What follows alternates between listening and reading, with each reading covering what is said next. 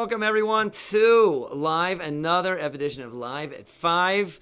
Thanks for joining us in the studio, backstage, or in the front of the stage. I am delighted.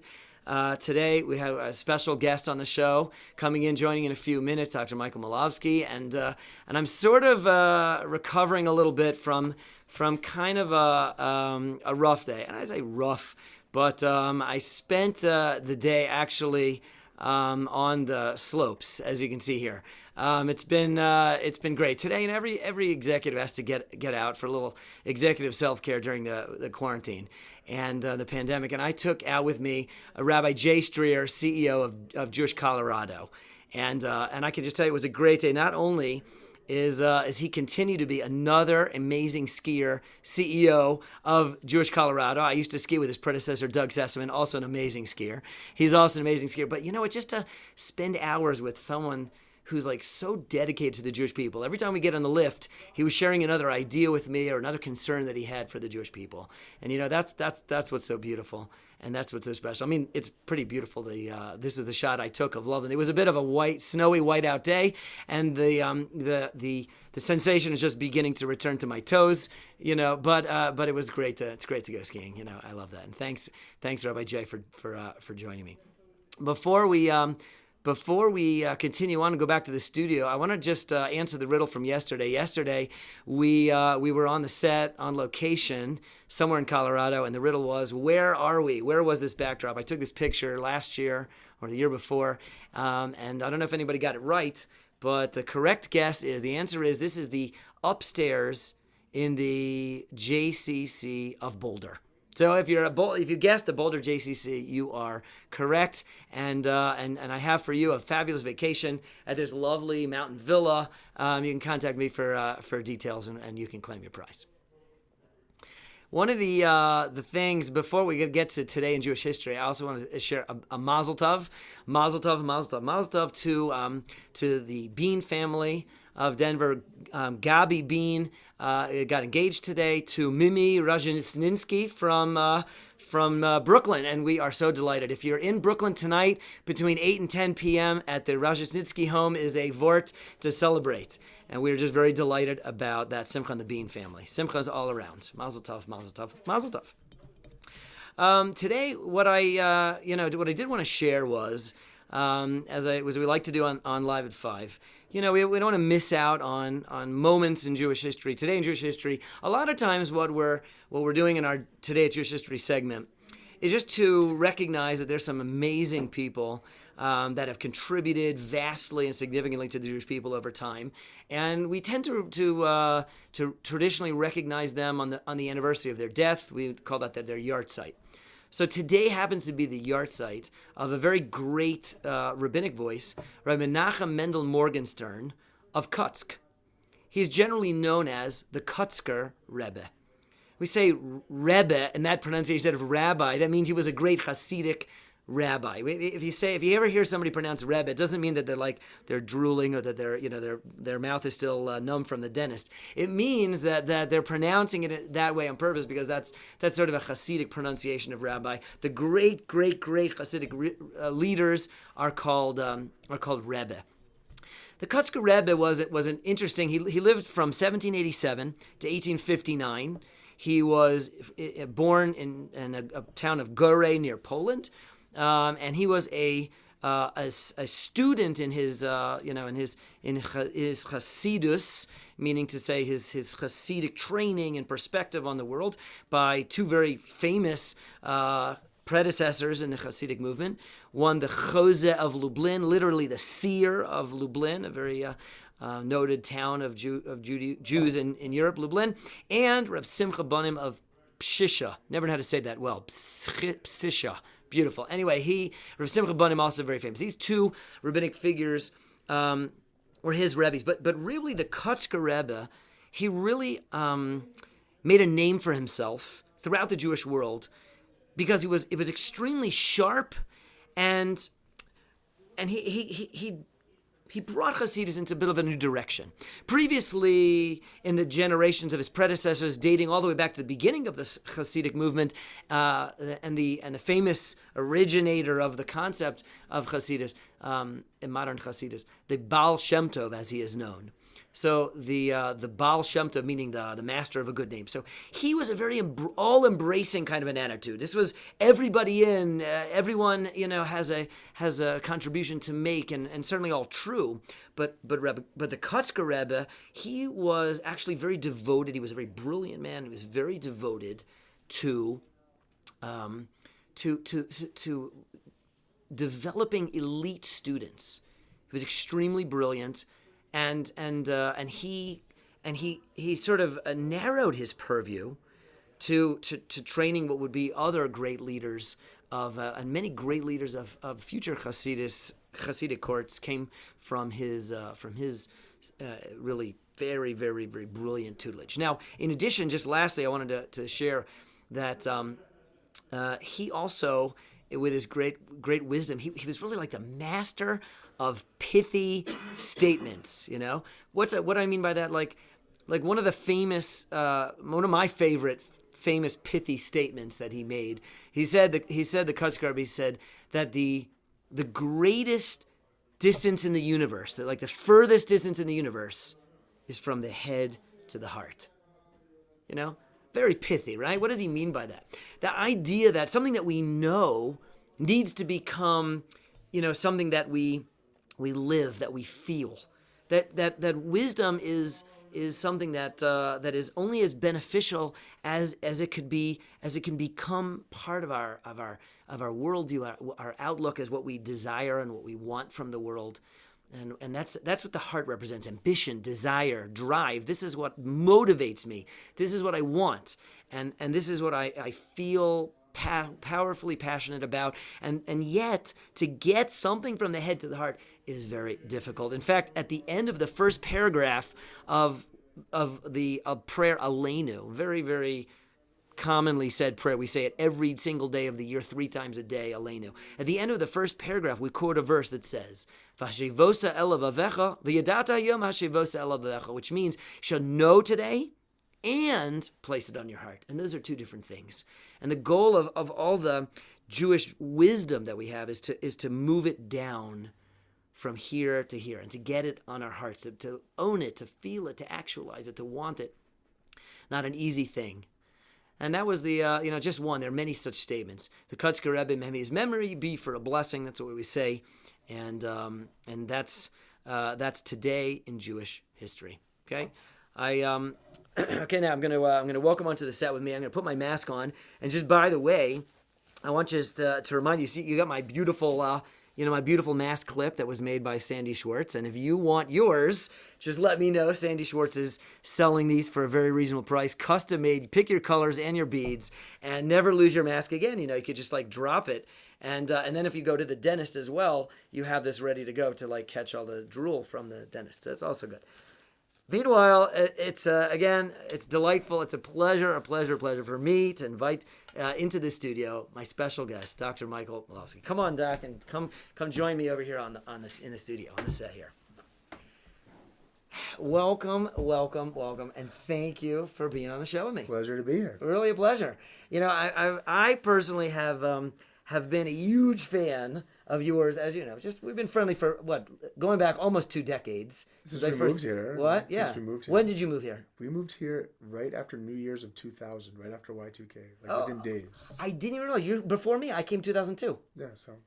You that's funny you mentioned Y2K, right? Crestmore Downs. Remember that? You lived here on this side of town? Yeah, Crestmore Downs. Wow. That's where our first 5 years in those townhouses. Yeah, I always called the Crestmore Downs the Israeli Absorption Center of Denver, 100%. Right? So you have to move. You have to live there first 100%. Before you go anywhere else. 100%. And you have to experience the green water and the aggressive geese. It's part of the it's part of the experience. Yeah. Well, Dr. Milobsky is a busy and well-known pediatrician in the area. Yeah, mm-hmm. It's called Chicken Soup. Is that is that the name of the full name? My practice is pediatrics at the Meadows. Chicken Soup, pediatric urgent care. Chicken. What's the Chicken Soup part?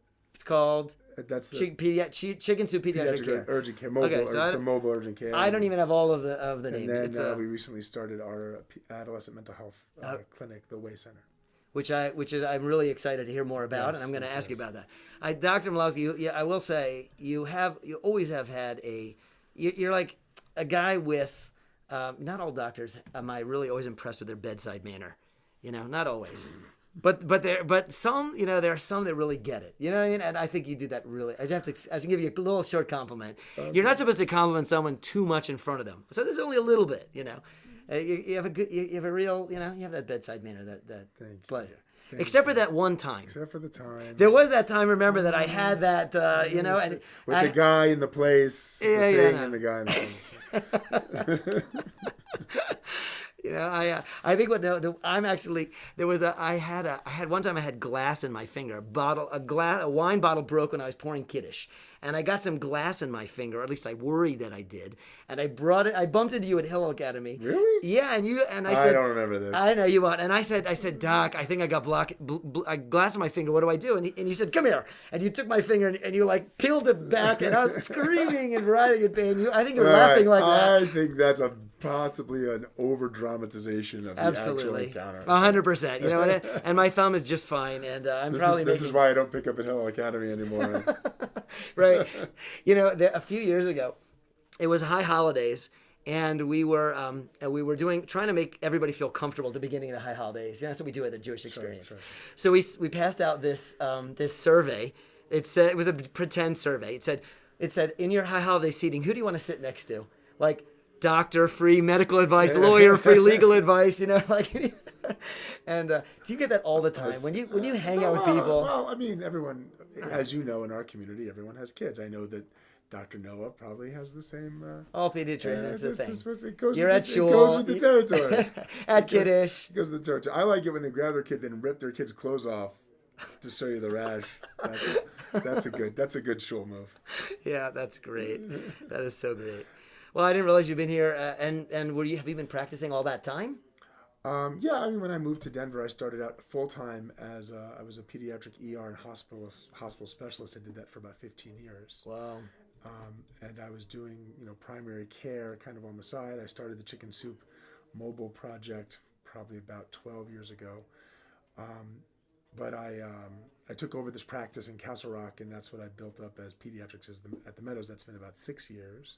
Wow. And then the adolescent mental health clinic became a topic of discussion that we had to do it, and it has been going. Actually, we've been talking about it for several years, but the pandemic really pushed it to the top of our priority list as something that needed to be done because the demand for that, the people needing help with that, was just through the roof. So it became more of a priority.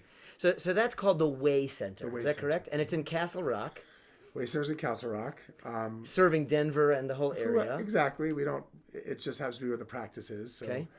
And the practice is really Douglas. It's in Douglas County, and so there's a big burden of adolescents in Douglas County, as everyone knows. It's a kind of busy place, and so. Okay. But we're able to see people who are struggling from anywhere. Actually. Yeah. And specifically, this is you are providing, as I saw from your beautiful website, a holistic approach to teen health, adolescent, teen, emotional and mental health. Yeah, I mean, what I've come to appreciate, and I know you have too, both of us being the parents of many adolescents, I'm still moving some through the household, as are you.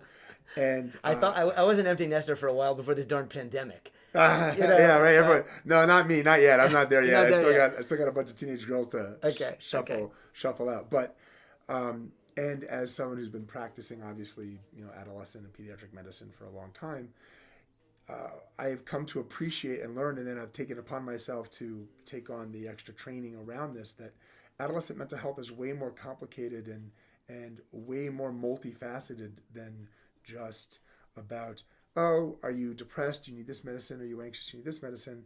It really is way more deep and complex and has so much more to do with so many more aspects of how they live, their relationships, their habits, their routines, their diet, sleep. And so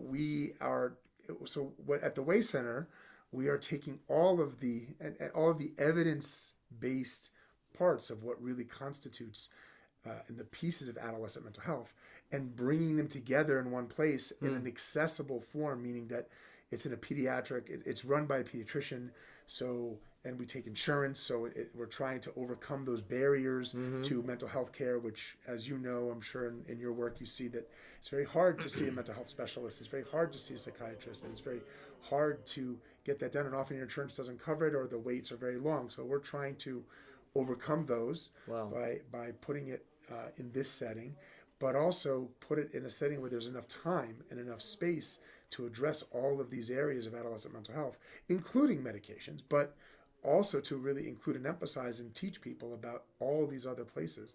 And then all these other parts of adolescent mental health. And then a big piece of what we want to do is adding that preventative mental health piece, the wellness piece, which we know is really lacking in the lives of a lot of high school students, especially since the pandemic has set in. Yeah. And giving them more tools in their toolbox to support their mental and emotional well-being beyond just, if I'm on a prescription or not, or how I feel in the moment. That you can actively engage lots of things, meditation, yoga, wellness, exercise, all these things that we know because we're adults, we've learned that yes, it works for us, but it really does work for them, but they often need help in accessing it and teaching it, getting comfortable with it. So we're hoping to also bring that into the equation as we are expanding and opening and seeing more patients. I saw some astoundingly scary statistics on your website about what the state of, if you just had a state of adolescent mental health. Yeah. And I'm sure, and part of that is this pandemic, Well, as I'm sure you're aware, those statistics were actually becoming a lot scarier pre-pandemic. The rates of adolescent suicide, the rates of adolescent anxiety and depression, the rates of teen mental health issues was really escalating and has been since about 2012. We could spend a whole show on all the theories as to why that is, but nonetheless, I think that if we were going to sort of encapsulate that into a really, really tiny piece, we could say that the adolescent brain hasn't changed since you and I were teenagers in the 80s? Way back. The 80s? 80s, yeah. 80s. We were teenagers in the 80s. Yeah. But, so that hasn't changed. What has changed is the very toxic environment that those brains are now sort of marinating in and being exposed to. That's what's changed dramatically. Wow. And then so we've been seeing that a while. And then the pandemic has and we don't even have the numbers around the pandemic yet because we still can't process them. But anyone who's working in the field, and I'm sure you talk to people all day, it's no surprise to hear that it's just even escalated more. Listen, it's extremely difficult for adult mental health in general, and adolescents are going through such a difficult time anyway that it just can only be worse. I can only imagine. 100%. Yeah, so it's been a real challenge. So people can contact the Way Center. They can go to your website. WayCenterDenver.com. We also have a very strong social media presence, and we put out a lot of content about adolescent mental health topics. Some funny, Instagram. Instagram. So find the Way Center on Instagram. Yeah. Find the Way Center. Basically, if you want a good laugh, much better than Live at 5, follow Dr. Milobsky on Instagram because he happens to be not only the best pediatrician. Can I say that? The funniest pediatrician, certainly. That may probably also might be. I really think that's not in dispute. My wife, Mrs. Milobsky, has been the energy and the engine behind the social media aspect of what we do. That's where I found out about it. Yeah. I actually saw a post that she had posted very beautifully and described it, and that's where I learned about it. Yeah. And so we're at the Way Center on Instagram, the Way Center on Facebook, and WayCenterDenver.com.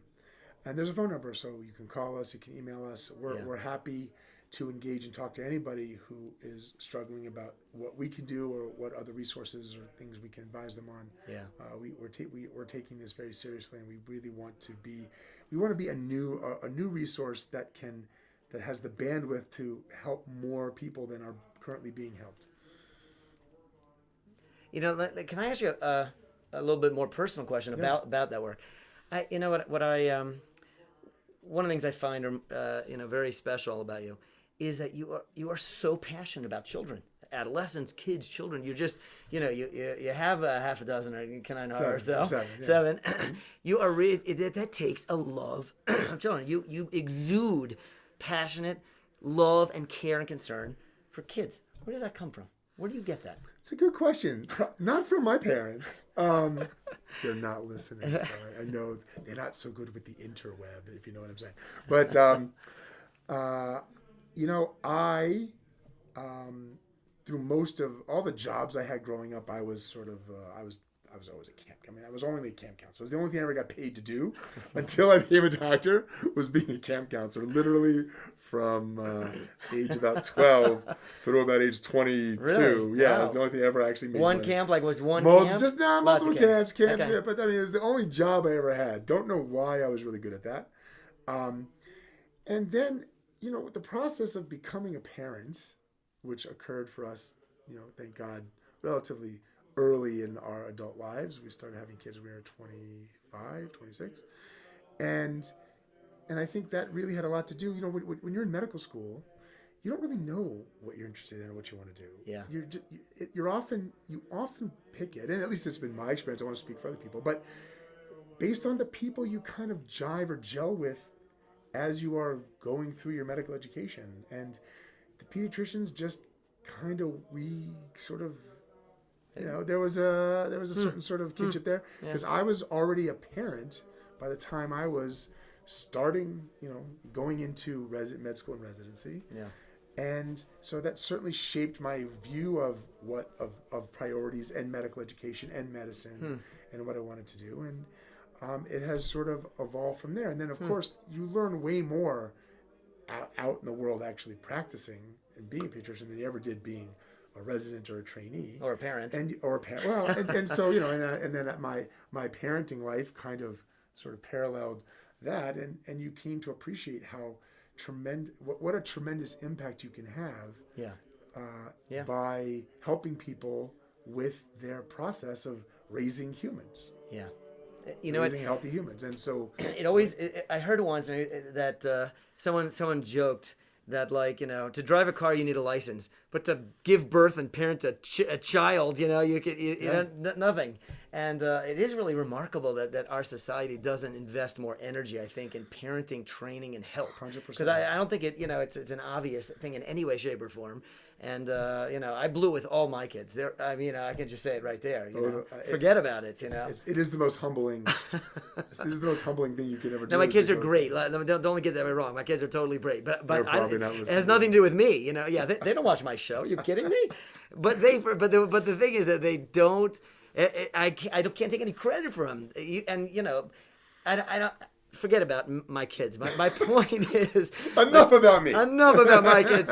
They probably love me talking about them like on the air. Anyway, but how do you involve your kids in your cute things on Instagram? Your daughters are photographed on your website. My older sons work for me remotely as they're in their education, so they help sort of understand and create content. And my daughters are often sucked into as unwilling volunteers. The one daughter who gets away, the one in seminary, she's out. She doesn't get it, so she's very happy. In fact, she's considering Shauna Bet just so she can stay out. So you can't embarrass her. So I can't embarrass her on these shores. On live on the air. Exactly.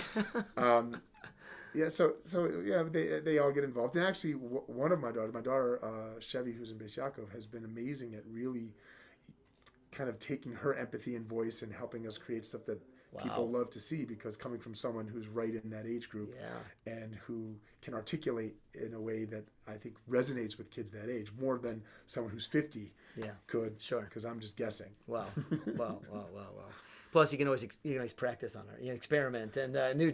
Chevy, if I say this, that is awesome. Okay, now your practices, because again, I can't believe how many different balls you juggle, but you obviously treat a variety of Jewish and non-Jewish patients, correct? Sure. I mean, we live, as you guys know, in the Southeast community. My practice is in Castle Rock. I've discovered there are actually Jewish people there. They're just stealthy. They're not so out about it. I'm the only sort of like openly Jewish person that shows up in Castle Rock. Well, so what does that mean? Do you wear your yarmulke at work? I've been wearing my yarmulke at work for decades. And how do you ever get questions, or do they all the time? All the time, especially in Castle Rock. Really? What do they ask? What do they want? Well, it's just funny because I grew up on the East Coast. I think you grew up on the East Coast, right? It would never think as a kid, I wasn't from growing up. I don't believe you were growing up, were you? Right? So, but it would never have occurred to me that I needed to ask what this was, just because. Yeah. And even and I went to public school with lots of non-Jewish kids. Every single one of them knew what this was. Yeah. I get asked more than anything, what is that on your head? Just what is it? They have no idea. No idea. They don't assume you're Jewish, and they don't just even know. know. It doesn't. Right. No. Doesn't the Pope wear one of those also? Yeah, Maybe a different color. I think the Pope wears one. Still, my Catholic families know what it is. But the vast other majority of people who are part of other religious faith communities down there, and there are a lot of them. Yeah. They just no exposure. They don't have family anywhere where there's a Jewish community. There's zero Jewish community in Castle Rock. So I get that's the most common question. And what do they? And what do you say? I say, tell them what it is. Yeah. And then of course the next question is, what's it for? And so I try to avoid lengthy theological discussions with the new 5-year-olds and 6-year-olds. I've made that sort of a policy in life in general. But I simply say, Jewish men wear it because we're supposed to be reminded that there's always someone over you, someone above you. There's always someone higher than you. That's kind of my, and then I go, all right, let's move on. don't get deep into it. But that's my sort of canned response. I thought that was okay. Is there a better one? No. I'd be happy to change it up if you think there's a better way to It's excellent. You know what it reminds me? It reminds me there was a joke I saw that this 7-year-old asked her mother one day, "Mommy, where did I come from?" So her mother says, "This is it. It's time. I've been preparing. It's the whole conversation. I'm ready to go." She gets the book and then out. she gets the book out and she's getting ready to teach her the flowers, the birds and the bees. Here comes the conversation. She's getting very nervous. And then the 7-year-old says, because I know my baby brother came from that hospital. And it's like, you assume that a child needs like this full answer. They don't need. And honestly, everybody seems very satisfied. With that answer. No one has needed a more. Well, it's the right answer. That's what I love about it. It's not the wrong answer. You're not giving. It's just short and to the point. It's like the Kutzker Rebbe. It's an answer, but it's an answer. It's not the answer. It's an answer. Do you tell them the Yiddish word for it? Yarmulke. And do you know where that comes from? No. Okay, let me tell you. Can I tell you? Go, please. So the word yarmulke is, I don't know if this is true, but I understand that it's a contraction of two words in Hebrew. Yireh Malka, which means fear of the king. Like, you're supposed to recognize that there's somebody above you. I'm giving over kind of decent information. It's right on target. There you go. That's good to know. Like what we'd expect from you. I try to stay very evidence-based. Dr. Milobsky, this has been wonderful. I thank you for being on the show. This is, I love to have guests on Live at 5, and for a while I wasn't allowed to get people into the studio. You've been vaccinated twice, is that correct? I've had both my doses. My second dose was about a month ago. So yes, I'm feeling very, very protected. Yeah, you don't have to worry about you. I'm not worried anyway. No. But we wore a mask. I think that's the right thing to do, and I'm sure I actually got a little. I had a picture from skiing and my mask was done like this, and I already got grief. You know what I mean? So you got to be careful. So I'm wearing my mask. My kids have been up skiing and they're extremely. They take it very seriously. They really do. You get barked at on the slopes. Barked at very quickly. And I got glasses. I'm skiing in my glasses, and they're fogging the whole time. It's like it's really a bummer. It's a hazard, but they don't care. Yeah. Plus my mask. I had one of those masks, and I breathe in it, and it freezes, and it wrinkles up like this, and it freezes, and it's like it's a disaster. Anyway, thank you for being on the show. This has been great. Everybody else, we will if you're joining us tomorrow for our zing into Shabbos, it'll be at 4:30 again. We're looking forward to seeing you. Otherwise, we'll catch you Monday on Live at 5. Thanks for being with us. Have a healthy and a holy.